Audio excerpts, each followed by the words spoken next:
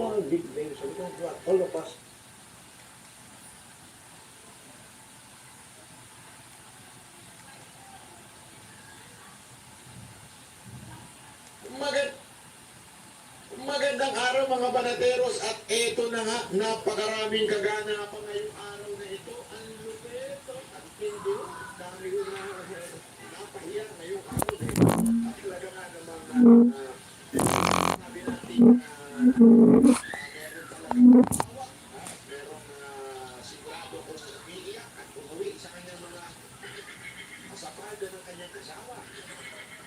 Dahil nga naman si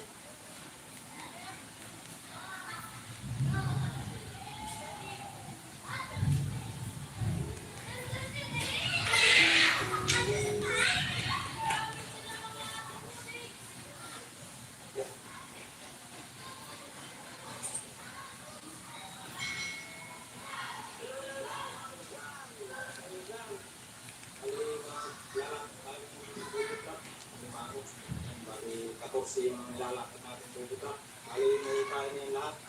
Bali, sa natin yung bukas na. Ayun, sasakyan. Bali, bumili pala kami ng kain, mga sagwan. Kain na manok.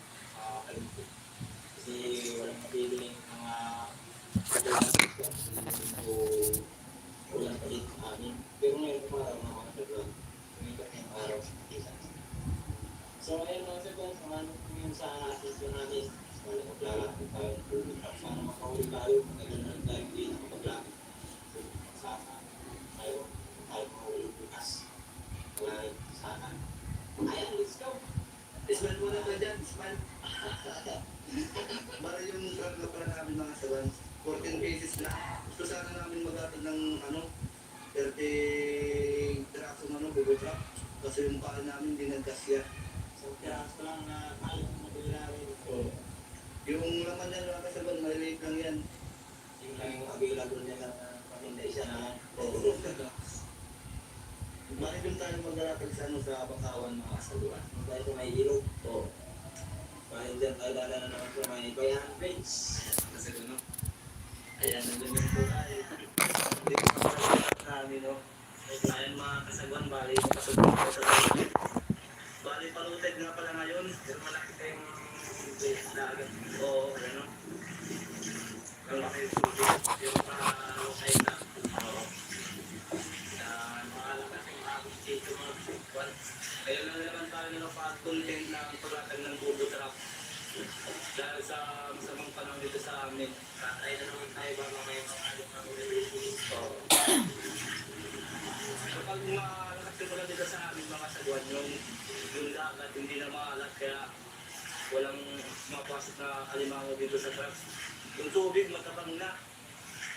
Kaya hindi kami naglalatag dito sa sa mga bakawan, sa ilog, ayan o. Diyan tayo maglalatag sa ilog at sila dito sa mga gilid-gilid ng mga puno. So yan mga kasagwan, talatagan natin dito. Kaya Paunang lahat ng mga.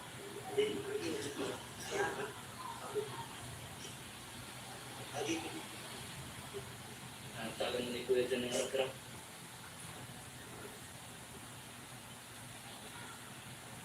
Ano?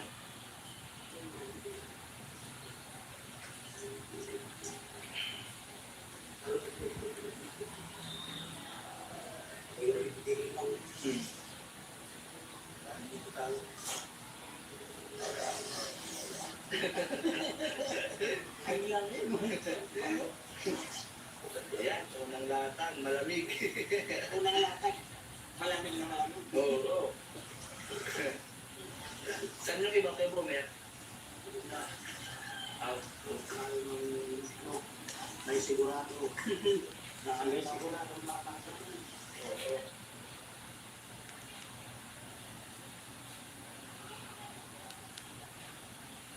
Minsan sa isang maliit na nayo, may mga taong masaya na naninirahan.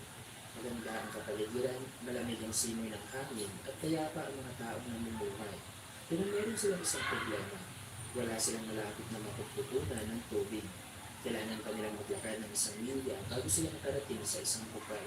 At ang problema ito ay gusto niyang solusyonan ng kanilang pinuno. Kaya pinaalam niya ito sa lahat at sinabi rin niya na kung sino ang willing na magbigay ng supply ng tubig sa kanilang lugar ay makakatanggap ng malaking gantimpala. At merong 2 tao na tumanggap sa trabahong ito. Una ay si Ed. Ang ginawa niya ay kinuha ang kanyang 2 timba at agad na tumakbo sa bukal na 1 milya ang layo. Siya ang nangungunang supplier ng tubig sa kanilang lugar at ito na ang kanyang bagong trabaho. Araw-araw ay pabalik-balik siyang mag-iigib ng tubig at ginagawa niya ito simula umaga hanggang hapon. Sinisigurado rin niya na bawat bahay ay merong tubig bago siya magpahinga. Kahit mahirap, masaya pa rin siya dahil kumikita siya ng malaking halaga galing dito. Ang pangalawang tao na tumanggap ng trabaho ay si Phil. Nagtataka ang lahat sa kanya dahil pagkatapos ng tanggapin ng trabaho ay bigla siyang nawala. Hindi na siya masilayan ng kanyang mga kanayo ng ilang buwan. At masaya rin si Ed sa pangyayari dahil wala siyang kompetisyon. Sa halip na pagbuha ng timpa at tumakbo agad sa bukal katulad ng ginawa ni Ed, si Bill ay gumawa ng business plan. Naghanap siya ng 4 na investor at nag-hire ng mga tao na magtatrabaho sa kanya. At paglipas ng 6 na buwan, Bumalik siya sa kanilang nayon kasama ang kanyang team. Sa loob lang ng isang taon, ay natapos na nilang i-install lahat ng mga stainless pipe na pumukonekta sa bukal. Sa araw ng kanilang opening, inanunsyo ni Bill na magsusupply siya ng tubig sa buong nayon 24/7. Si Ed ay kaya lang mag-deliver ng tubig tuwing weekdays dahil kailangan din niya magpahinga. Tapos pinaalam din ni Bill na mas malinis ang kanyang tubig kumpara kay Ed at magsa-charge lang siya ng 70% less sa pressure na binibigay ni Ed. Ikinatuwa naman ito ng mga tao at agad na lumipat kay Bill. Hindi masaya si Ed pero wala siyang choice. Kailangan din mababaan ang presyo ng kanyang tubig at i-increase ang supply. Bumili siya ng 2 pang timba at pinapatulong din niya ang kanyang 2 anak. Pero hindi nagtagal ay unti-unti rin humina ang demand sa kanyang serbisyo at huminto rin sa pagtulong ng kanyang mga anak dahil mayroon na rin silang ibang trabaho at ngayon ay mag-isa na lang siyang magtatrabaho. Si Bill ay biglang napaisip na kung kaya niyang bigyan ng solusyon ang problema ng kanyang nayon, paano kaya kung mag-expand siya at magbigay ng parehong serbisyo sa iba pang nayon? So gumawa agad siya ng bagong business plan at promote niya ang kanyang serbisyo sa maraming lugar na makapag-supply ng malinis, mura at may kalidad na tubig. At dahil dito ay kumita ng malaking halaga si Bill at ang kanyang mga business partner. Kahit hindi na siya masyadong nagtatrabaho, patuloy pa rin ang pagtaloy ng kanyang income. Yumaman siya at nagkaroon ng financial freedom. Habang si Ed ay patuloy na nagtatrabaho hanggang sa kanyang pagtanda at hindi nakaalis sa kahirapan. Ang istorya ni Ed at Bill ay sumasalamin sa ating lahat. Karamihan sa atin ay gustong lumaman at magkaroon ng maginhawang buhay. Pero ang ginagawa nila araw-araw at ang mga desisyon nila sa buhay ay hindi nalalayo sa kung ano ang ginagawa ni Ed. Nagtatrabaho sila at ramdam nila na kahit matagal na sila sa ganitong sitwasyon ay hindi pa rin sila umuusad. Kaya ang ginawa nila ay nagtatrabaho ng mas mahabang oras at umaasa ng baka sa ganitong paraan ay kikita sila ng malaki at masusolusyonan ang iba nilang problema. Pero ang hindi itong strategy ay hindi long-term solution ng hirapan. Ngayon naman, kailangan ng tumaran ng pagpapil. Maglaan ka ng sapat na oras para mag-isip, gumawa ng plano, at mag-develop ng skill na valuable sa karamihan. Sa ganitong paraan, masusolusyonan mo ang iyong problema sa pera. Pero malamang ay iniisip mo rin na madali lang itong sabihin kapag meron kang pera. Paano naman kung wala kang pera at gusto mong yumaman?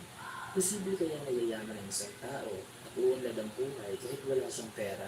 Kung posible, saan kaya magandang magsimula? Sa video ito, susubukan natin bigyan ng sagot ang tanong na paano yumaman kahit wala kang puhunan. Siguraduhin mo lang na mapanood mo hanggang dulo ang video at ilista mo rin ang mga makakalagang aral. Inaanyayahan kita na mag-invest ng iyong oras ngayon para matulito. So kung handa ka na, simulan na natin ang discussion. Number 1. Unahin mo ang mag-develop ng skill. Dapat mong intindihin na kung gusto mong lumayan, kailangan mong i-attract ang mga opportunities sa iyong buhay. Dapat ay isa kang opportunity magnet. At ang pinakamagandang paraan kung paano ito gawin ay mag-develop ka ng high-income skill o uri ng skill na mataas ang demand sa market.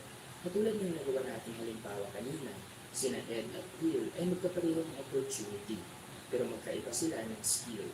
Si Bill ay naglaan ng sapat na oras para matutunan ang paggawa ng system sa kanyang negosyo at isa ito sa dahilan kung bakit siya yumaman. Kapag alam mong gawin ang isang bagay na hindi kayang gawin ng karamihan, marami ang gustong mag-hire sa iyo at willing na ibigay ang kanilang pera kapalit ng iyong serbisyo. Kaya mahalaga na mag-develop ka ng high-income skill. Isipin mo na lang na wala kang problema sa paggastos. Ang tunay na problema ay kulang ka sa income. Kung problemahin mo pa ba ang 20,000 pesos na binilin kung kumikita ka naman ng 200,000 pesos? Malamang ay hindi. At ang dahilan naman kung bakit maliit lang ang iyong income, yun ay dahil ang iyong skill ay maliit lang na value ang naibibigay sa ibang tao. At yan ang dapat mong maintindihan kung bakit mahalaga na unahin mong mag-develop ng high-income skill. Lahat ng mga successful at nagyayaman na tao ay maraming skill. Hindi sila yumaman dahil marami silang pera. Ang pera ay resulta lang at bunga ng kanilang mga nalalaman. Useless ang pagkakaroon ng maraming pera kapag hindi mo alam kung paano ito gamitin. Majority ng mga taong nanalo ng malaking halaga sa loto ay walang ibang iniisip kundi ang gumastos. Kaya paglipas ng ilang taon, ay bumalik sila kung ano ang dati nilang sitwasyon. Ang pera ay isang tool. Pwede mo itong gamitin para bilhin ang iyong mga ninanais, katulad ng bagong gadget, sapatos, damit, o pwede mo rin itong gamitin kapital sa pagsisimula ng isang negosyo. Ang pera ay walang emosyon at wala rin itong pag-iisip. Hindi ito magsasabi kung ano ang tama at mali. Palagi lang itong sumusunod sa taong gumagamit. Sa mata ng isang mahirap na tao, ang pera ay para gastusin. Sa mata naman ng isang mayaman na tao, ang pera ay isang kapital na magagamit sa pagbuo ng isang asset. Kaya ito ang dahilan kung bakit nasabi ko na useless ang pagkakaroon ng maraming pera kapag wala kang skill. Dahil ang mangyayari ay nananatili lang ito sa bangko o alkansya, hindi kumikita ng interest at patuloy na mapapawasan ng value dahil sa inflation. Skill ang number one solution kung gusto mong lumaman ng walang pupunan. Kapag marami kang alam, maraming opportunities din ang iyong maa-attract. Sa pag-develop ng skill, ang pupunan mo lang dito ay oras at pasensya. At kung meron mong kasamang pera, paniguradong maliit lang ito na halaga. Ang una mong gawin ay alamin mo kung anong problema ang gusto mong bigyan ng solusyon. Tapos maglaan ka ng sapat na oras para pag-aralan ang industriyang ito at magbigay ka ng solusyon sa pamamagitan ng produkto at serbisyo.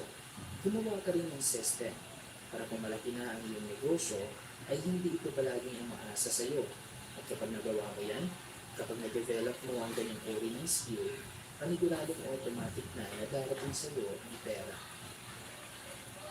Number 2, matuto kang gumamit ng leverage.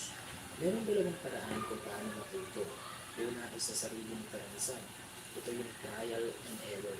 Meron kang gustong subukan, nagkamali ka, bumangon, natuto, at alam mo na kung ano ang dapat gawin sa susunod. Pangalawa ay sa karanasan ng ibang tao.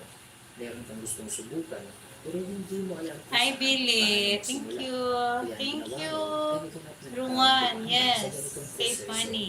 at in-apply Mag-ipon kung ano ang para nangyayari sa yumaman. kanya. Ang unang paraan ay matagal at magkakamali ka pa ng Yan maraming yung lagi beses kong bago mo pinapakinggan. matutunan ang isang bagay. Ang pangalawang paraan ay mabilis dahil hindi mo na kailangang pagdaanan lahat Thank ng you, pagkakamali Billy. bago ka matuto. Normal lang ang magkamali, pero kung meron kang choice na bawasan ito, mas mabuti. At eto ang purpose ng leverage. Kung gusto mong yumaman ng walang puhunan, kailangan mong matutunan kung paano ito gamitin. Ang leverage You're just ay isang resting, tool. Billy. Ito ang magpapagaan ng iyong buhay at magpapabilis ng iyong I pagkasensya. just started. Halimbawa, ang utang ay isang form of leverage. Para sa mga mahihirap na tao, ang utang ay gagamitin nilang tool para makuha ang kanilang mga gusto. Katulad ng mga gadgets, appliances, Yes. sasakyan, bahay, Cold. at iba pa. It's rainy here. It's rainy Ang season. utang ay gagamitin nilang kapital para mag-expand ang kanilang negosyo. Gagamitin nila ito sa paggawa ng research, pag-hire ng mga magagaling na Yan, makinig ka, manood. You watch the motivational video, Sir Juan. So you can have strategies on how to save money, how to handle money, how to apply skills when it comes to money. Ay gumamit siya ng leverage. Ginamit niya ang pera ng kanyang mga magulang That's para my, masimulan ang plano ng negosyo. Pero hindi That's my course, accounting, mas maganda pa rin finance. kung simula ka ng negosyo na sarili mong pera ang iyong puhunan. At kapag napalago mo na ito, doon ka na magsimulang gumamit ng leverage. Dahil kampante ka na sa kita ng iyong negosyo. I love this kind of Ang leverage ay vlogs. mahalagang konsepto na kailangan mong pag-aralan. Kung gusto mong yumaman, kailangan mong matutunan kung paano gumamit ng leverage. Dahil isa sa katotohanan ng karamihan sa atin ay ito. May mga taong sobrang sipag pero walang pera. At may mga tao naman hindi mo nakikita madalas na nagtatrabaho pero sobrang yaman. Ang sekreto ay leverage. Leveraging. Tingnan na rin natin ang mga mayayaman. Ang leverage nila ay ang kanilang mga mentor para sa pagkuha ng karunungan. Ang kanilang mga investor o business partners para sa kapital na kailangan nila sa kanilang negosyo. At ang kanilang mga empleyado para mayroong magtatrabaho sa kanilang mga plano. Sa mundo natin ngayon, kapag marami kang leverage at alam mo rin kung paano at kailan ito gamitin, mabilis lang din ang iyong pag-asenso. Number 3, piliin mo ang iyong network. Ang pagkakaroon ng solid network sa panahon natin ngayon ay key ingredient sa pagkamit ng ating tagumpay. Mapatrabaho man yan, karir o negosyo, ang mga tao sa iyong paligid ay merong malaking impact sa resulta na ating nakukuha. Kaya kung gusto mong lumaman, How are you, dapat meron ka ring Billy? network How you ng mga taong doing? merong goal na katulad sa iyo at mga taong mas successful sa iyo. Ang dahilan kung bakit ito mahalaga, yun ay dahil ang proseso sa pagkamit ng iyong goal ay hindi madali. Madalas kang makakaranas ng pagsubok at sa tuwing nangyayari ito sa iyo, may mga taong mag-i-encourage sa iyo na Billy! magpatuloy at magtuturo kung paano You itama said sa you're gonna susunod join ang my iyong member. pagkakamali. Ang konsepto nito ay kumula hindi naiintindihan ng karamihan. Akala nila ay walang kinalaman ng mga tao Join sa my kanilang member, paligid. you Kaya said, hinahayaan lang nila other na day. influensyahan sila nito. Pero kung gusto mong yumaman, kailangan mo maging selective sa mga impormasyon na ipapasok mo sa iyong utak at kailangan mo rin mag-ingat sa mga taong nagbibigay sa iyo ng hindi pinapayo. Iwasan mo ang mga taong insecure, yung mga taong hindi masaya sa achievement ng iba. Dahil alam naman natin na ang ganyang pag-uugali ay toxic at hindi kanyang matutulungan na umasenso. Pero paano kung ang taong mayroong toxic na pag-uugali ay sarili ng pamilya? Halimbawa, meron ka na sanang goal na mag-ipon at ayusin ang inyong financial situation, pero marami ka pa rin naririnig ng negatibong opinion galing sa iyong mga kapatid, magulang, o di kaya ay asawa. Kapag nangyari ito sa iyo, isang bagay lang ang dapat mong tandaan, at yun ay hindi mo trabaho na baguhin ang kanilang pag-uugali. Trabaho mo na baguhin ang iyong sarili. Matuto ka sa maraming bagay. Mag-develop ka ng high-income skills, maging malusog, sumaya, at magkaroon ng peace of mind. Kailangan mo i-detach ang iyong buhay sa mga bagay na wala kang control. At You huwag came kang to mag-focus join the sa mga bagay button. na meron So, kang control. kita come Piliin mo ang mga taong gusto in mo the pakisamahan VIP. at tandaan ang kasabihan na your You network see the is VIP your post network. if you join the At yan button. ang tatlong sagot sa katanungan na paano yumaman nang walang puhunan. Sa tatlong sagot na tinalakay natin ngayon, alin sa mga ito ang marami kang natutunan? Magbigay ka ng iyong comment sa ibaba. Sana ay marami kang natutunan sa video natin ngayong araw. Huwag kalimutang mag-subscribe para lagi kang updated sa mga bago naming videos. I-like kung nagustuhan mo ang video, mag-comment ng iyong mga natutunan, at i-share mo na rin ang video nito sa iyong mga kaibigan. Maraming salamat sa panonood at sana ay magtagumpay ka.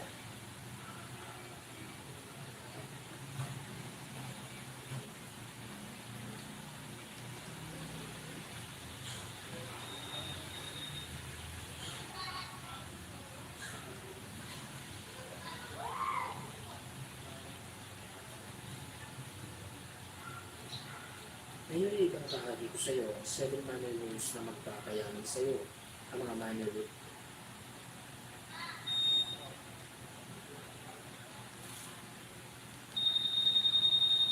Ngayon ay tatalakayin natin ang isa sa popular investment vehicle dito sa Pilipinas, ang Pag-ibig MP2.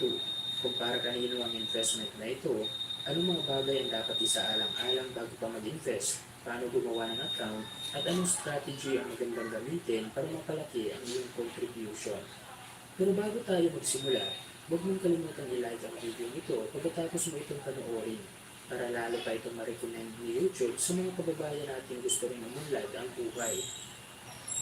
So ano ba ang Pag-ibig MP2? Ang Pag-ibig MP2 ay isang savings program ng pag-ibig na kung saan ay pwede kang maglagay ng iyong pera at kumita ng malaking interest. Mamaya ibibigyan kita ng computation at strategy kung paano mo mapapalaki ang iyong contribution at para ma-maximize mo rin ang iyong kita. Ang kagandahan sa investment na ito ay para nag-iipon ka lang, pero mas malaking interest ang posible mong kitain taon-taon kumpara sa mga regular savings account. Ayon sa ibinahaging data ng Pag-ibig, simula noong 2016 hanggang 2023, consistent silang nagbibigay ng 6 to 8% interest taon-taon sa kanilang mga investor. At kung bakit ito nagagawa ng Pag-ibig, yun ay dahil ang perang nalipon nila sa kanilang mga miyembro ay pinapautang nila ito at ininvest din sa mga low-risk investment katulad ng government securities at corporate bonds. At ang portion ng kanilang perang kinita ay ibibigay nila ito sa kanilang mga miyembro. Para kanino ang Pag-ibig MP2? Ang savings program na ito ay para sa lahat ng mga Filipino na dati ang kasalukuyang miyembro ng Pag-ibig. Nababagay ito sa mga taong naghahanap ng legit, low risk at madaling simulan na investment. Legit dahil isa ito sa ahensya ng ating gobyerno. Low risk dahil government guarantee ito. Ibig sabihin ang perang ininvest mo ay hindi mawawala. Kung sakaling nakapag-invest ka ng 100,000 pesos dito, kahit anong nila hindi ito mababawasan. O pagkatapos ng kanyang maturity period at madali lang itong simulan dahil hindi na ito kailangan pag-aralan at sa halagang 500 pesos ay pwede ka nang mag-invest. Pero kung higit pa sa 500 pesos ang kaya mong ilagay dito at consistent ka na tutulog ng pera, mas mabuti. Isa ang kagandahan sa ganitong investment ay ang pera na iyong kikitain ay tax-free. Di katulad sa ibang investment gaya ng stock market at mutual fund na mayroong tax at service fee na makakalta sa iyong investment at pagdating naman sa kitaan, hindi ito fixed. Ang pera na iyong kikitain dito ay nakadepende sa iyong contribution at performance ng pag-ibig, which is proven naman na kaya nilang magbigay ng malaking interest. Kahit noong nagdaang pandemic ay nakaya pa rin nilang magbigay ng 6.12% interest despite na hindi maganda ang takbo ng market. Ang dividend o pera na kinita ng iyong investment ay ibibigay ng Pag-ibig every year. Pwede mo itong i-withdraw o pwede mo itong idagdag sa iyong investment para lalo pa itong lumago. Sa tingin mo, nababagay kaya sa iyo ang mag-invest sa Pag-ibig MP2? Kung ang sagot mo ay oo at gusto mong malaman kung paano ito simulan, magpatuloy ka lang sa panonood. Pero bago ka magsimula mag-invest sa Pag-ibig MP2, kailangan mo munang i-consider ang dalawang bagay na ito. Una, meron itong maturity period. Ang MP2 ay merong 5 years na lock-in period.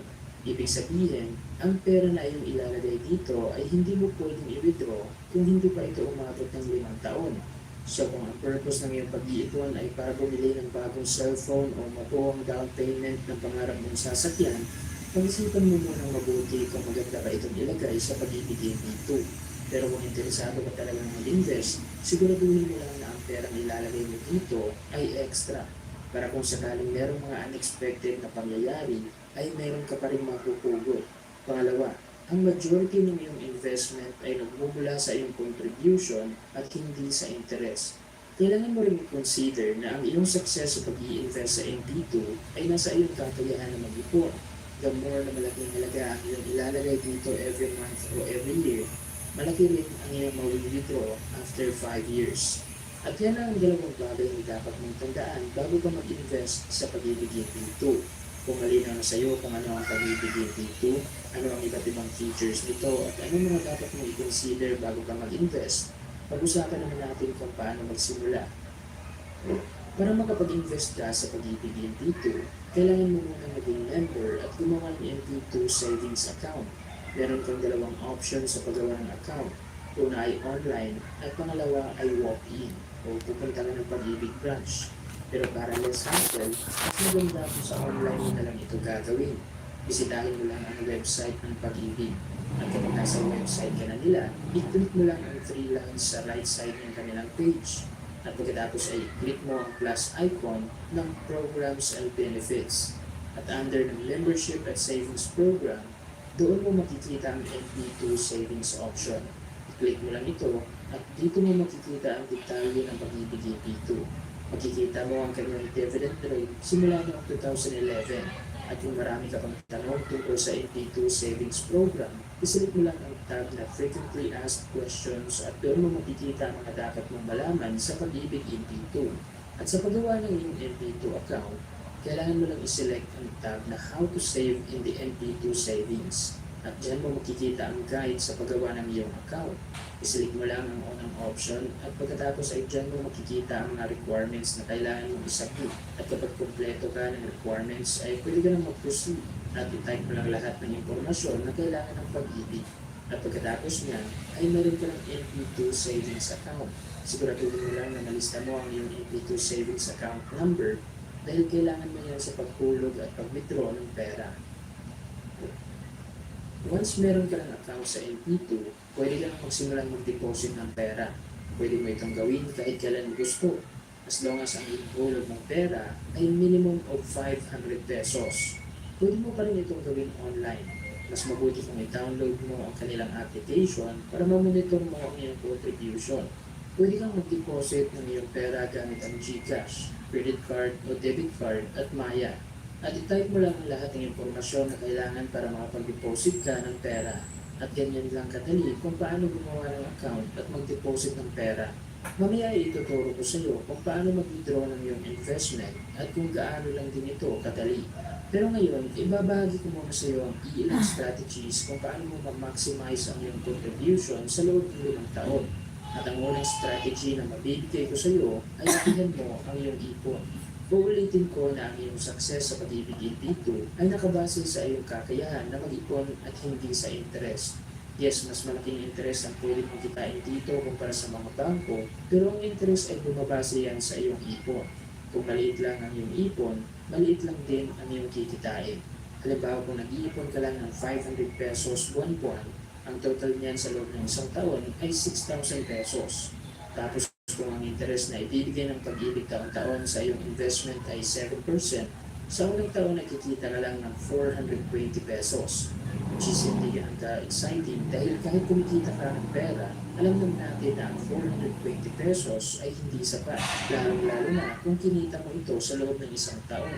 Ang halagang ito ay pwede mong kitain ng 1 o 2 araw kung maghahanap ka lang ng sideline. Pero ipagpatuloy natin ang computation. Kung binalik mo ang iyong investment at patuloy mo lang ito na dinagdagan ng 6,000 pesos taon-taon, after 5 years ay meron ka ng total of 36,469 pesos. Hindi na rin masama. Sa nagawa nating halimbawa, dito natin makikita na majority ng iyong investment ay nagmumula sa iyong ipon at ang iyong total earnings ay 6,919 pesos lang. Pero hindi kita din-discourage sa 500 pesos na monthly savings. Kung yan ang talaga ang iyong makakaya, mas mabuti na rin yan kaysa gastusin mo lahat ng iyong income. At least paglipas ng 5 taon ay meron ka pa rin naiipon. Ang gusto ko lang maunawaan mo ay kailangan mong i-maximize ang iyong contribution. Halimbawa kung kaya mong mag-ipon ng 5,000 pesos every month, 60,000 pesos yan sa loob ng 1 taon.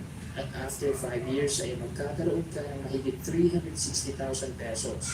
Sapat na ng halaga para magsimula ng sariling negosyo. Kaya kung kaya mong mag-ipon ng sapat na halaga ngayon at kung hindi mo pa ito gagamitin sa ibang bagay, mas mabuting ilagay mo muna ito sa isang low-risk investment katulad ng pag-ibig dito. Pangalawang strategy para ma-maximize mo ang iyong contribution ay matuto kang magtipid. Ang iyong contribution ay nakadepende yan sa iyong sitwasyon. Halimbawa kung kumikita ka lang ng minimum na sahod buwan-buwan, tapos meron ka ng pamilya, maapektuhan talaga nito ang iyong pag-iipon. Kaya ang temporary solution na pwede mong gawin ay ang magtipid. At ang magandang gawin para makatipid tayo ay gumawa ng budget. Dapat alam mo ang iyong wants at needs. Mag-focus ka lang sa needs at konti lang ang wants para mapalaki mo ang iyong ipon. Pangatlong strategy ay mag-set ka ng goal. Ang iyong goal ay ang mag-motivate sa'yo na gawin ang isang bagay. Halimbawa, gusto mo mag-ipon ng 500,000 pesos after 5 years para meron ka ng kapital sa iyong negosyo. Pwede naman kaya ay para simulang ipatayo ang pangarap mong bahay. Kapag meron kang malinaw na dahilan kung bakit mo ginagawa ang isang bagay at kung kumukonekta ito sa iyong purpose, magiging motivated ka rin na gawin ito palagi. Ang ating goal ay magtuturo sa atin kung paano maging patient at humble. Patient dahil alam mo na hindi mo ito agad makukuha. At humble dahil kailangan mong magbago o magsakripisyo para maabot ang iyong goal. At pang-apat na strategy ay maghanap ka ng ekstrang mapagkakitaan. Napakadaling mag-ipon kapag meron kang malaking income. Pwede kang magtipid at bawasan ang ibang mga gastusin. Pero alam natin lahat na mayroong limitasyon ang pagtitipid. Minsan, dahil sa pagtitipid ay nakompromise natin ang ating lifestyle. Kahit gastos ang iba nating wants, pero kung ibibigay ito sa ating masaya at motivation, walang sense na alisin natin ito. Ang saya na nakukuha natin sa iba nating gastusin ay hindi yan magtutumbasan ng kahit anumang halaga. Kaya ang pinakamahalagang solusyon para mapalaki mo ang iyong ipon ay bawasan mo ang ibang expenses pero mag-focus ka na mapalaki ang iyong income. At yan lang ang dapat mong gawin para mabilis mong mapalaki ang iyong contribution sa pag-ibig MP2. Ngayon ay ituturo ko naman sa iyo kung paano mag-withdraw ng pera. Kung umabot na sa maturity period ng iyong account, lahat ng perang inipon mo dito at perang kinita ay pwede mo nang i-withdraw. Dalawang options pa rin kung paano mag-withdraw ng pera. Pwede online at pwede rin mapupunta ka sa pinakamalapit na pag-ibig branch ng inyong lugar. Sa online option, kailangan mo lang bisitahin ang kanilang website. Pumunta ka ulit sa Programs and Benefits at puntahan mo ulit ang MP2 Savings option. Puntahan mo lang yung kanilang FAQs at sa number 16 ay doon mo makikita ang guide sa pag-withdraw ng iyong pera. I-click mo lang yung link, ibigay mo lang lahat ng impormasyon na kailangan ng pag-ibig at doon mo lang padali ang proseso. At yan ang bagay na dapat mong malaman sa pag-ibig MP2. Sana ay maraming Kain tayo lansunes. Lansunis, guys. Subscribe para lagi kong updated sa mga bago naming videos. I-like kung gustuhan mo ang video. Mag-comment ang iyong mga natutunan. At i-share mo na rin ang video nito sa iyong mga kaibigan. Maraming salamat sa panonood. At sana ay magtulungpad ka.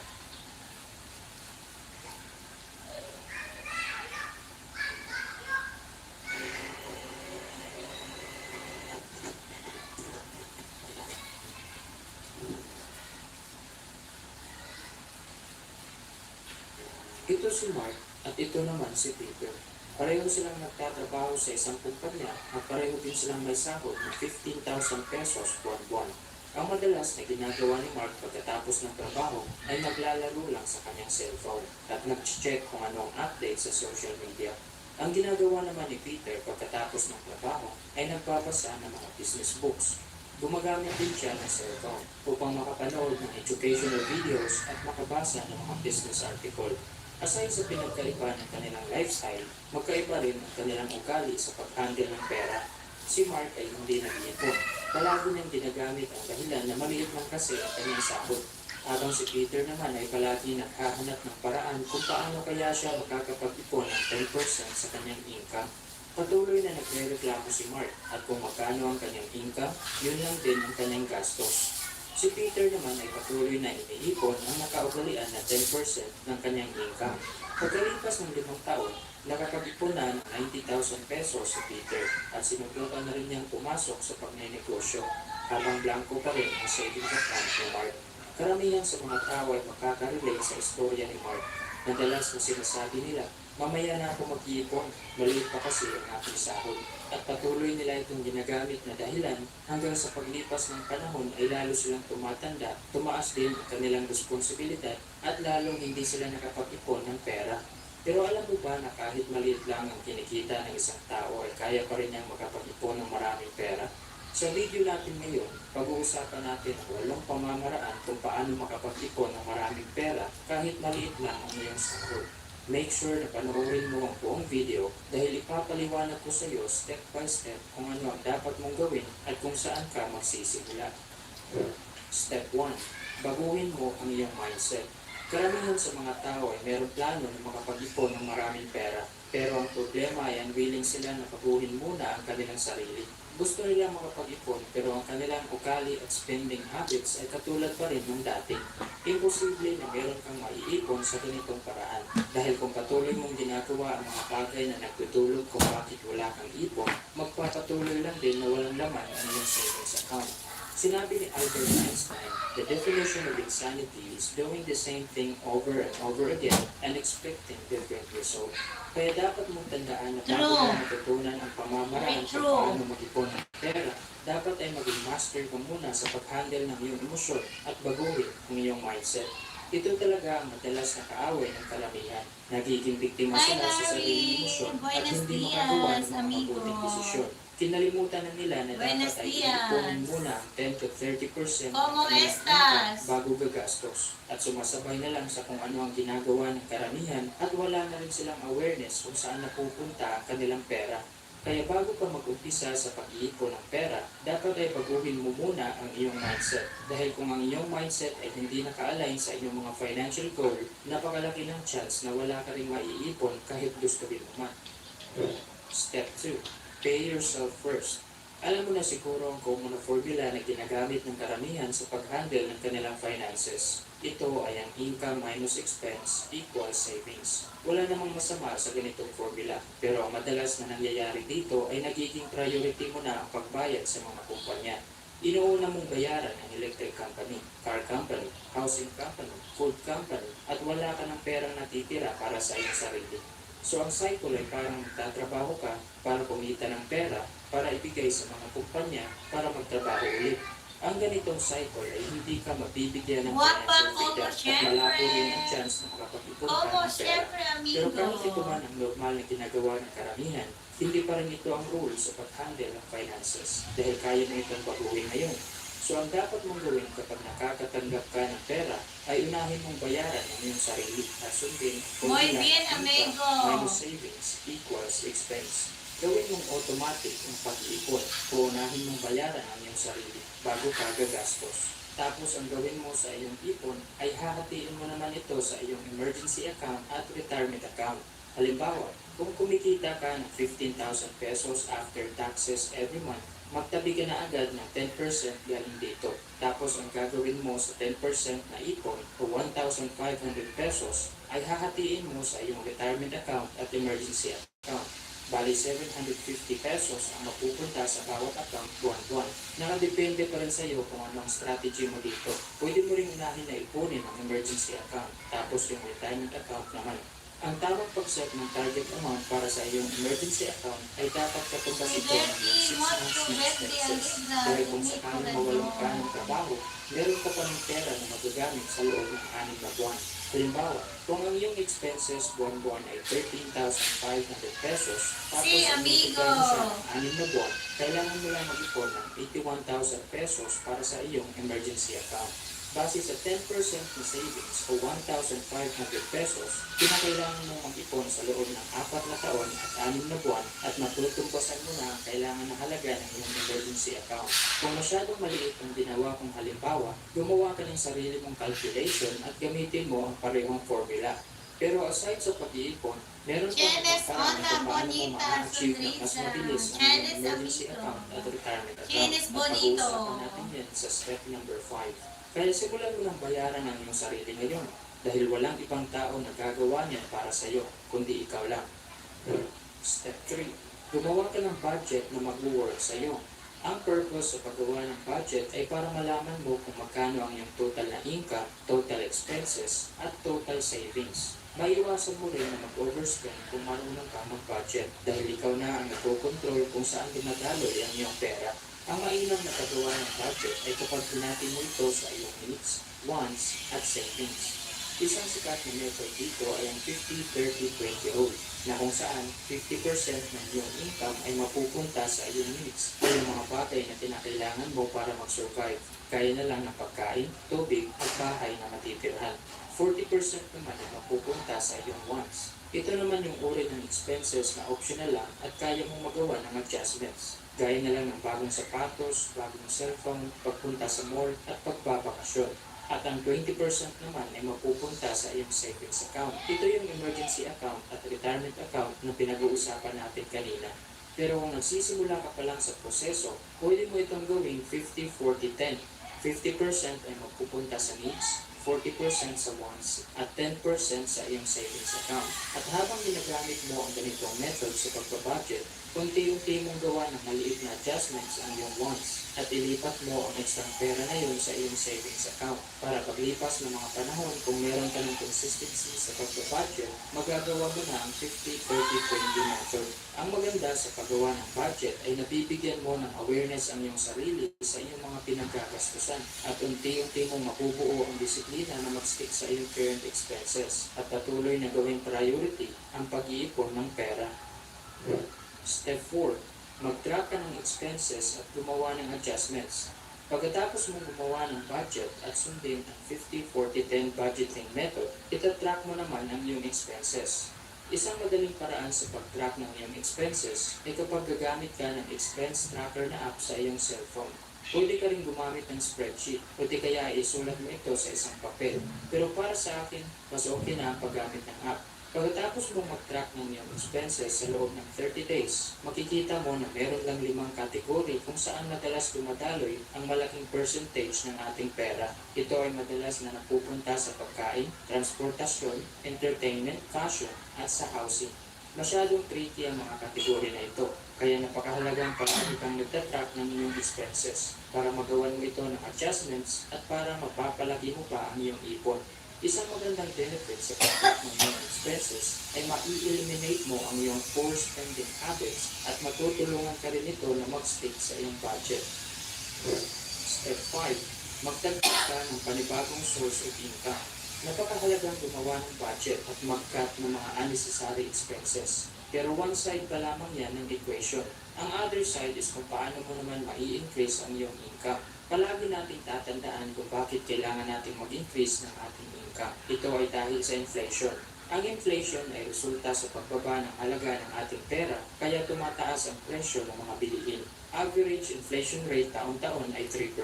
So kung nag-iisa lang ang source ng iyong income, tapos patuloy ang pagtaas ng inflation taon-taon, mahihirapan ka talagang makapag-ipon ng pera. Kaya ito ang lagi mong tandaan. Kung hindi mo kayang baguhin ang iyong expenses, baguhin mo ang iyong income. Nabanggit natin kanina sa step 4 ang paggawa ng adjustment sa iyong mga unnecessary expenses. Pero mas mabuti na gumawa ka rin ng adjustment sa iyong income dahil ang pagbawas ng iyong expenses ay short-term solution lamang sa iyong long-term na financial problem. At para sa akin, mas madali lang i-increase ang income kaysa bawasan ang expenses. Dahil mas gusto ko yung napibigay ko sa sarili ko ang mga bagay na gusto kong bilhin at nakakatulong din ako sa mga taong malapit sa akin kung sakaling nagkaroon sila ng emergency. Kaya gawin mong goal na ma-increase ang iyong income ng 30 to 50% taon-taon para mas mabilis mong maipon ang kinakailangan mo na halaga sa iyong emergency account at retirement account para matalo mo ang pagtaas ng inflation at para mabilis mong makamit ang iyong financial freedom. Step 6. Palitan ang consumer mindset ng producer's mindset. Isang mindset talaga na magpapahirap sa atin habang buhay isang pagkakaroon ng consumer mindset. Yung gastos ka na lang ng gastos sa pag-acquire ng mga bagay na hindi mo naman kailangan at nakakalimutan mo na kung paano magbigay ng value sa ibang tao. Kaya ang madalas na nangyayari sa iyong pera ay napupunta lang ulit sa mga kumpanya. Maraming factor kung bakit nagiging consumer ang karamihan sa atin. Isa na dito ang kakatutok sa telebisyon at social media. Malaking impluensya ang nagbibigay ng advertisement sa atin dahil majority ng mga kumpanya ay nag-hire ng mga magagaling na marketers at psychologists upang mamanipulate ang emosyon ng mga tao. Gaya na lang ng paggamit ng mga artista sa kanilang produkto. Pinaparamdam din nila na kapag meron ka ng ganitong produkto ay mas lalo ka pang sasaya. At isa pa, marami na ang gumagamit nito kaya huwag ka nang magpahuli sa trend. Kaya ang madalas na nangyayari sa mga tao ay nagkakaroon ng insecurity at ginagawang goal ang pagpili ng mga bagay na magdudulot ng malaking gastos. At unfortunately sa ibang tao naman ay nagkakaroon ng malaking utang. Kaya ang dapat na gawin mo ay maging conscious ka sa iyong spending habits at magpakatotoo sa sarili. Bilhin lang kung ano ang kailangan at intindihin na ang pag-consume is equal to gastos. Step 7. Iwasan mong magkaroon ng malaking utang. Ang tamang pagsunod sa ating step 1 to step 6 ay ang magbibigay sa iyo ng proteksyon sa pagkakaroon ng malaking utang. Dahil kapag meron ka ng disiplina at kaalaman sa pag-handle ng iyong pera, wala nang sense na mangungutang ka pa. Ang tinutukoy ko rito ay ang uri ng utang na magpapahirap sa iyo o pangungutang sa mga bagay na nagdi-depreciate ang value. Opportunity cost talaga ang pagkakaroon ng utang. Dahil kung gawin natin halimbawa na sumasahod ka ng 15,000 pesos buwan-buwan tapos nangutang ka ng iPhone na worth 45,000 pesos ngayon, katumbas din yan ng 3 buwan ng iyong pagtatrabaho. Pero kung binibigyan mo ng halaga ang iyong oras, huwag kang gumawa ng ganitong desisyon dahil parang binibigay mo na rin ang iyong oras, pagod at pera sa ibang tao. Step 8. Isali ang pamilya sa iyong mga plano. Ang tagumpay sa kahit anumang plano ay nakabase talaga sa suporta at kooperasyon ng mga taong kasali, especially ang ating pamilya. Mararanasan niyo talaga magkaroon ng malaking pagsubok sa pag-uumpisa ng iyong financial journey. Pero bilang isang pamilya na nagkakasundo sa isang plano, sabay-sabay niyo rin mahahanapan niya ng solusyon. Ang gawin mo para maisali mo ang iyong asawa at mga anak ay kumbinsihin mo sila sa iyong mga plano. Una mong gagawin ay sabihin mo sa kanila kung bakit gusto mong mag-ipon. Dapat ay meron din silang vision na katulad sa iyo para maintindihan nila kung ano man ang gusto mong mangyari. Tapos ipaliwanag mo na goal mong makapag-ipon ng ganitong halaga sa susunod na taon. Ganito ang halaga na dapat niyong maipon buwan-buwan at kung ano ang dapat niyong gawin para ma-achieve niyo ito. Sabihin mo sa kanila kung bakit kailangan niyong mag-budget, ano ang mga expenses na dapat tanggalin at maghanap din ng mga business opportunity na pwedeng pasukan. Bilang isang magulang, nabibigyan mo rin ng magandang influence ang iyong mga anak sa ganitong activity at magiging advantage na rin nila ito sa kung paano nila i-handle ang kanilang finances sa hinaharap. Sana ay may natutunan ka sa video natin ngayong araw. Huwag kalimutang mag-subscribe para lagi kang updated sa mga bagong videos namin.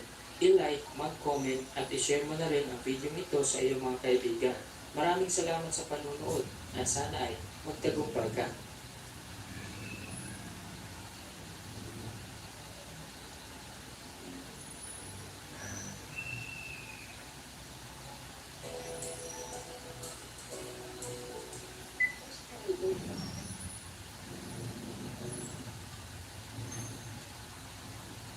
Noong 1972, 6 na Amerikano ang minalas na makulong sa kinatatakutang kulungan na binansagang Alcatraz ng Mexico.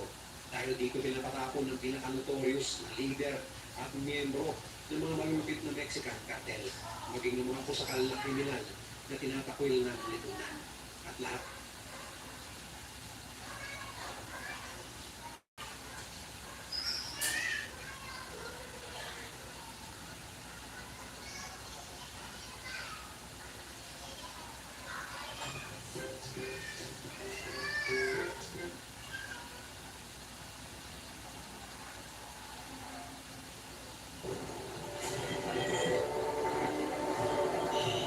The war really was very, very bad. Most people lost their lives. 90% of the structure were burnt down.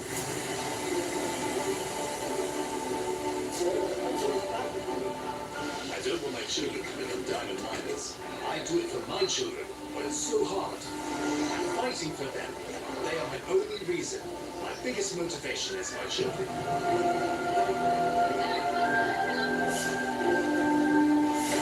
The workers you see behind me are searching for these diamonds we often admire in shop windows, or wear, or give as gifts for the most special occasions. Now, did you ever imagine that the most precious stone on the planet is sought by the poorest hands in the world?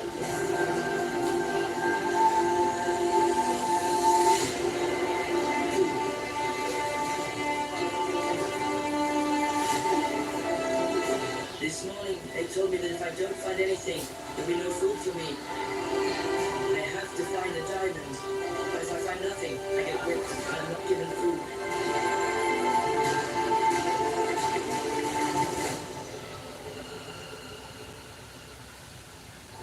My name is Giuseppe, and I have a mission to travel the world to meet the most extraordinary people on the planet and to ask them a simple question. What does happiness mean to you? Welcome to Project Happiness.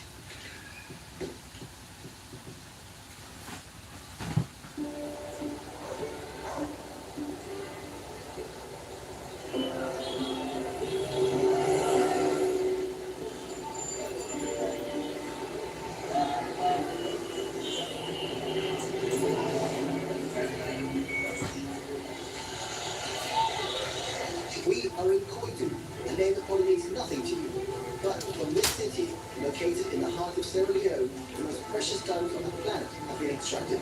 In fact, it's also named the Diamond City. And we're here to discover who the true seekers of the most precious stones of humankind are. The history of Koidu's diamonds began in the 1930s, when farmers accidentally found strange glittering stones. Soon after, miners and mining companies from every corner of the planet poured into Sierra Leone to turn the country into one of the richest diamond deposits in the world.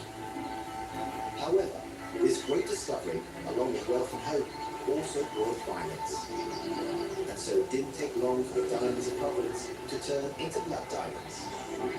Especially during the Sierra Leonean Civil War, when they were used to finance rebel factions. Today, the war is a distant memory, but Koidu continues to be a city of miracles, where hundreds of diamond traders traffic the world's most precious stones. We're about to meet the commander, as the leader of the traders here is called, to better understand how the diamond business works, and then reach the source, the diamond seekers.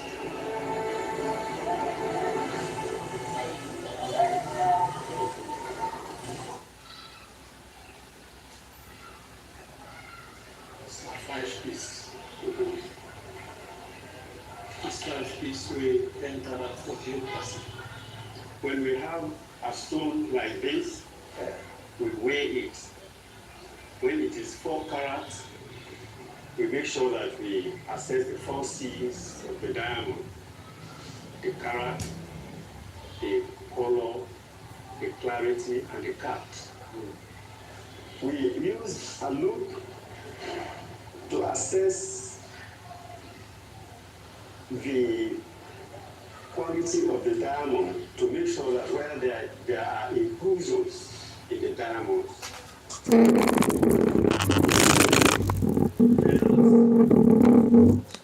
you remember the diamonds were used for the war?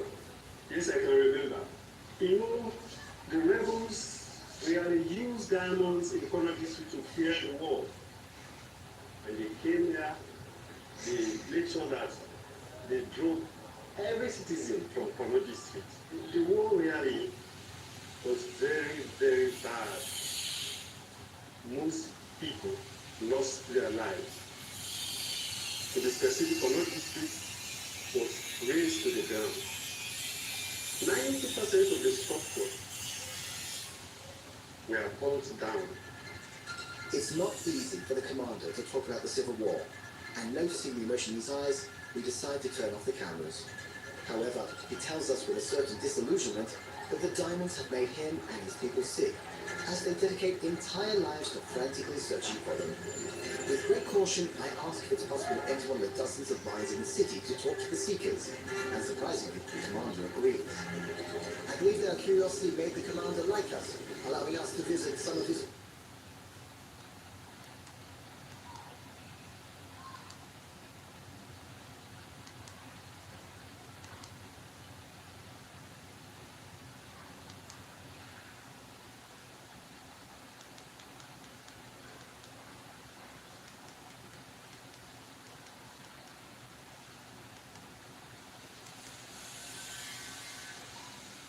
At a young age, we were always taught to seek out lessons. The world is our best teacher.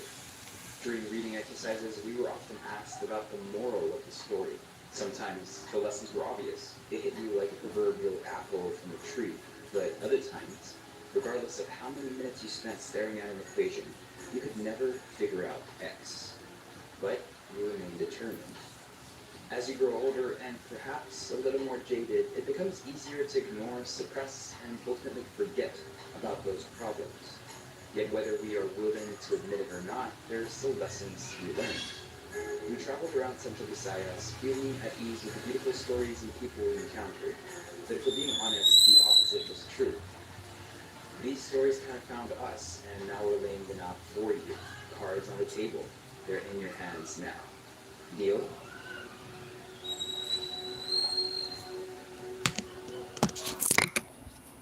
Good things take their sweet time. We realized this while we were filming Landa, a traditional Filipino ingredient native to Central Visayas with a chewy texture reminiscent of sago or tapioca. Extracted from the boy palm, which bloomed only once near the end of its life, Landan was prepared manually and with great effort. As a result, it has become a treasured component in the region's heirloom desserts.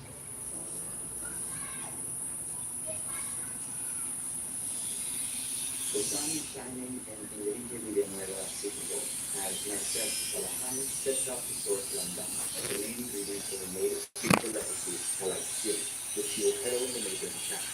She walks with purpose, taking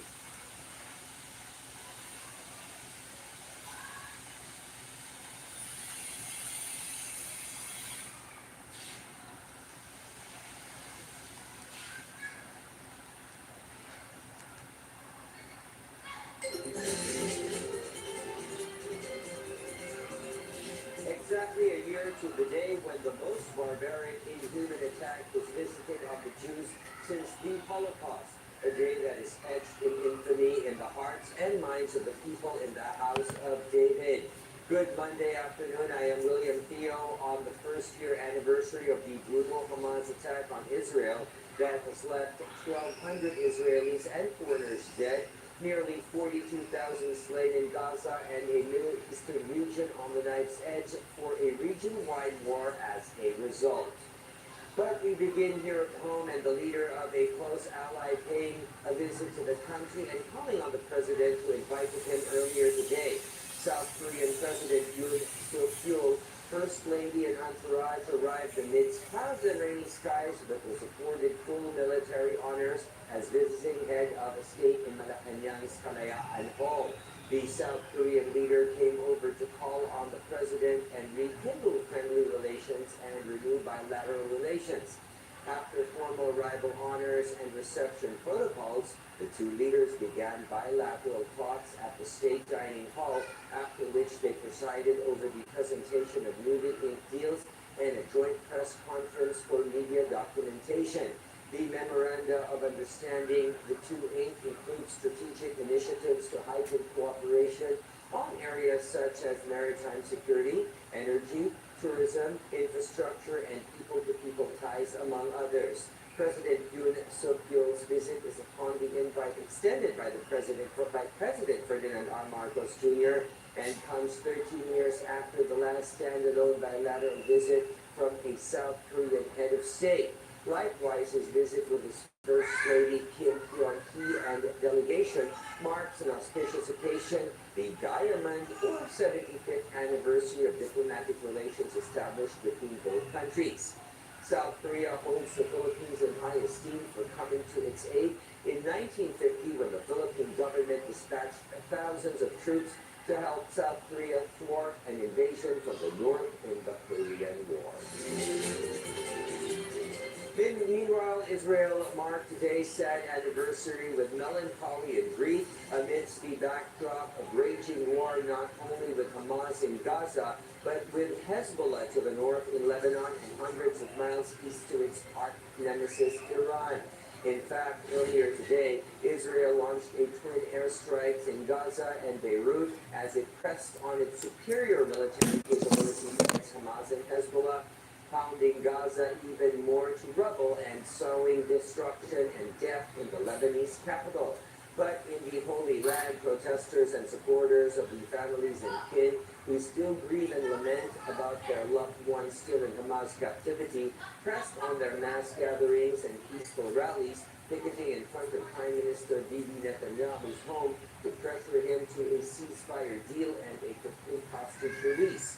But while Israel and its supporters mark today's tragic anniversary with melancholy and grief, strangely enough, there are a lot more rallies and protest actions all over the planet in support of an end to Israel's war in Gaza and the killing of thousands of innocent women and children who comprise more than two-thirds of the 42,000 deaths in Gaza thus far.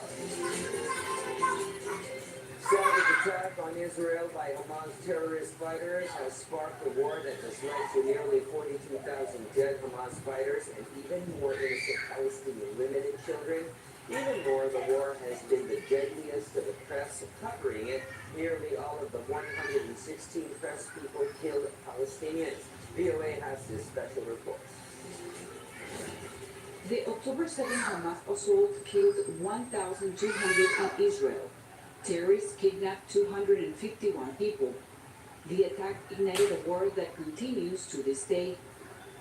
Among the mounting number of civilian deaths are dozens of journalists. More journalists were killed in the first 10 weeks of the war than had ever been killed in a single country over the course of an entire year. According to the Committee to Protect Journalists, the death toll as of October 1st is 111 Palestinians, 2 Israelis, and 3 Lebanese journalists. There is also a very great challenges in terms of access to the story for journalists. And the story is, in my experience, the most polarizing story we've ever had to deal with in my long career as a journalist. Greg Hajjaj is a Gaza correspondent for Mondelez, an online publication covering the Palestinian territories, Israel, and U.S. policy. He has lived his entire life in Gaza City. And every time I was working under the Israeli government and war plans, I was feeling that every second they made fun of me, simply me, because I know they try to kill me, and I know they don't want anything on Gaza without those people. Founded as a progressive news site, Mondelez has faced criticism for what some say are anti-Israeli views. The Israeli government has denied on multiple occasions that it targets journalists, but CPJ and others say the Israel Defense Forces should be accountable for the high media death toll. Nearly all those who died are Palestinian. They're also the only people able to report from Gaza because no foreign journalists have been allowed in. So they bear the full weight of responsibility of reporting on the impact of the war on Gaza. Injury and death are not the only risks journalists face. Some of the dangers are not just physical dangers, but there's cyber stalking and harassment and intimidation of journalists. The United Nations had condemned the attacks on journalists, indicated that there were disturbing reports of attacks against media workers despite being clearly identified. In response to a UN report, the IDF said it does not deliberately shoot at civilians, including journalists. Hajjaj remembers every story he has covered since October 7. Some, he says, were devastating to write, but he knows it's his job to keep reporting on what is happening. With Liam Scott, Cristina Caicedo Smith, VOA News. And that is a wrap for this afternoon's program. Join us a little later on for the evening news break edition. Stay connected by keeping it here for news you can count on. I am William Theo, and thank you for watching PTV News Now.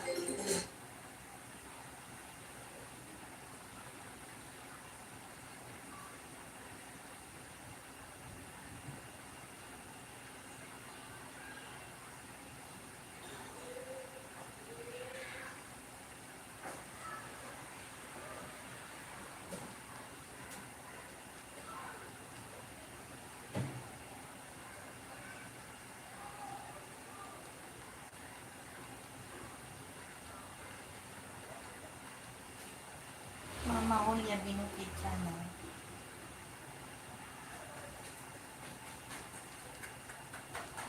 Mama Ulia Binukid Channel.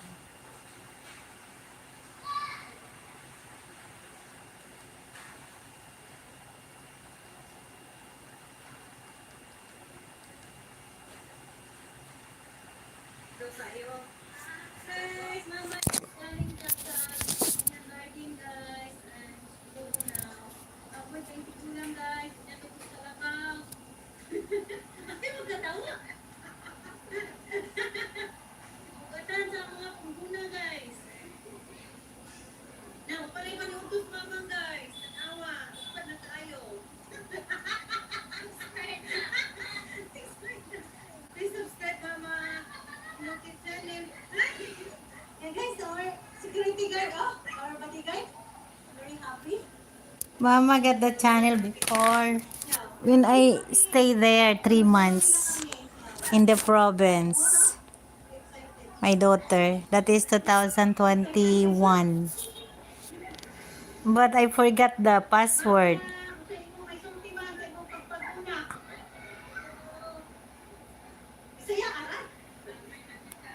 She's tired. She's picking up the dresses. And when it's raining. She wants to grow the plants. Despite na tayo. Amen. Thank you, Japan. Carrying the one day. Saan na ba? She's carrying the vegetables. And she will cook in the house after she's done.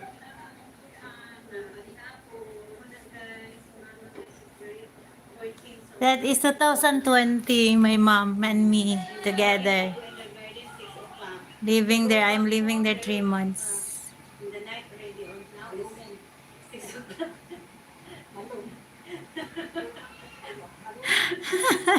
Ilocano na. She speak Ilocano also, a little bit. Yeah, speak the Ilocano ma. Papanam. Papanam. Papanam lakay. Papanam lakay. That's Mama, 2020. Yeah, I lived there 3 months. During COVID time. That was 2020, sensible. She's singing also and she's joining us guys in the church. Yes. Singing also practice. So I said I will bring my mama on Sunday in the church. That's Mama's house. Look at our province place. That is province. She's 74 years old. My uncle guys look. He is doing the stones and then bring down there in the rock road there. Yeah, that is my family there. That is Mama. And that is my Mama, look. In the house, in the province.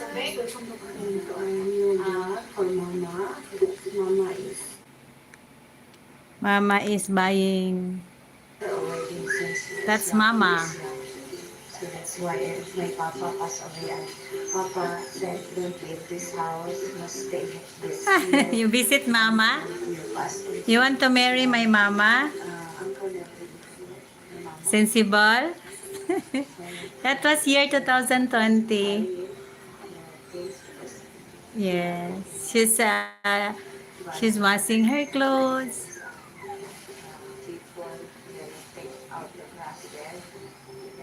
Yeah, that is Mama. 2020. I make her a YouTube channel before, then I forgot the password. I can't open now. That is her channel.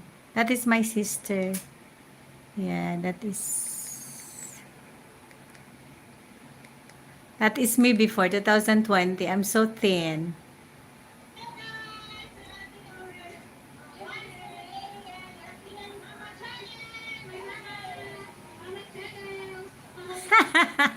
If I miss Mama, I just look.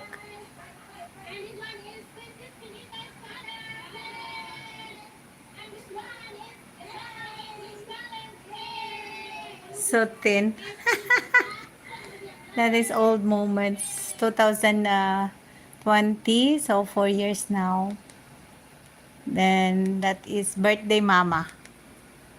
Mama's birthday. But I'm not there when Mama's birthday. 75.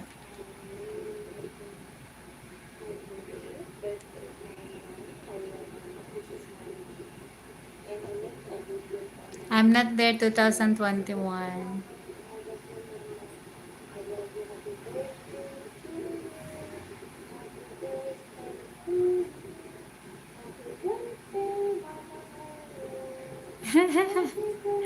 That is my Mama's channel.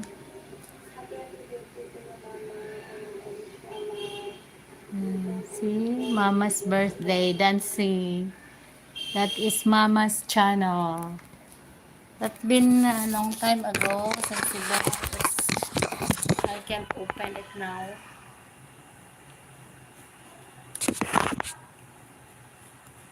I wish Mama got the long life more so I can laugh with her. Amen.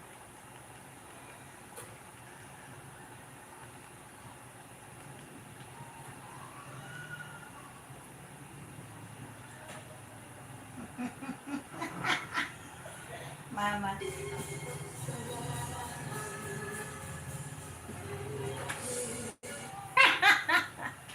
She's singing.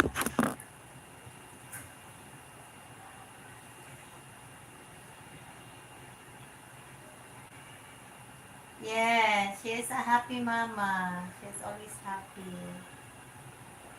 Very thin that time, very thin.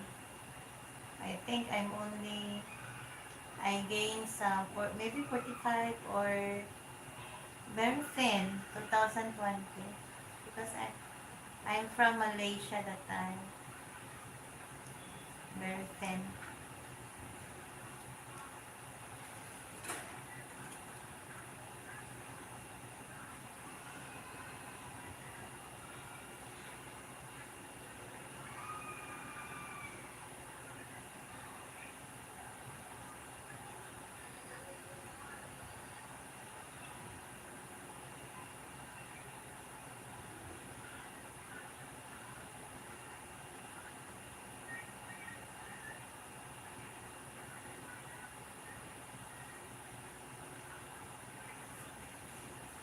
I'm gonna end na, Sensible. Thank you so much again.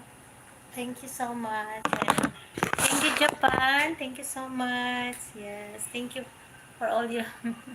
I'm just relaxing, so it's okay.